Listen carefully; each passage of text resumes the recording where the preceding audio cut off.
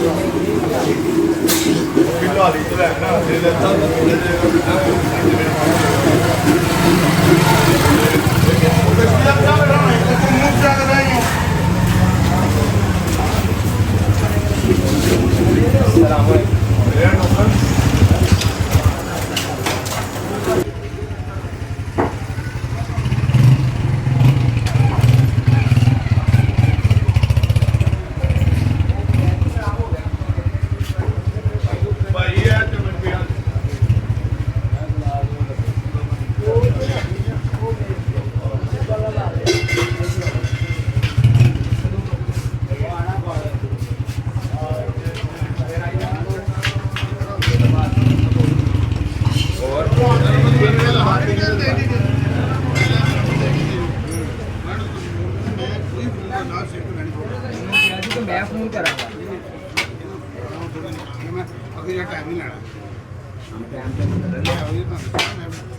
बात वो सेम आगे पीछे हो गई है लेकिन मैं अपनी उससे भी चेक करना तो भैया तो आइए सारी बाइक में सब यार हां ठीक है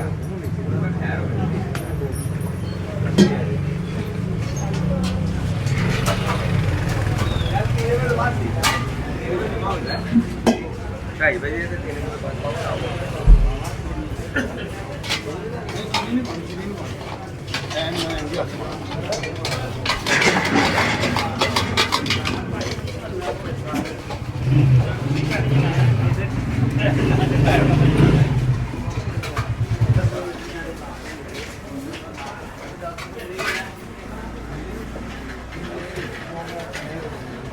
एक सादा देखो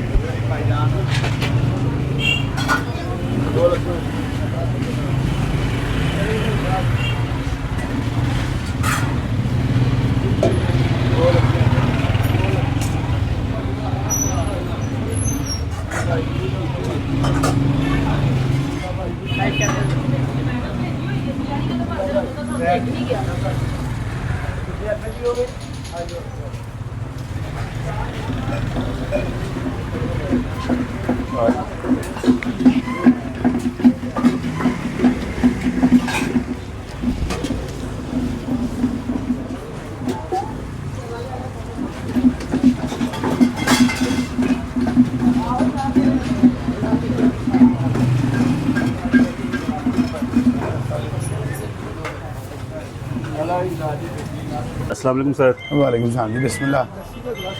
180 ਦਾ ਮੈਂ कैसे हैं सर? ठीक ठाक है? ਅੱਲਾ ਦੀ ਮਿਹਰਬਾਨੀ, ਤੁਸੀਂ ਸੁਣਾਓ ठीक हो? बिल्कुल ज़बरदस्त सर, ठीक ठाक। तो सर जी हम तो लेट हो गए हैं आज।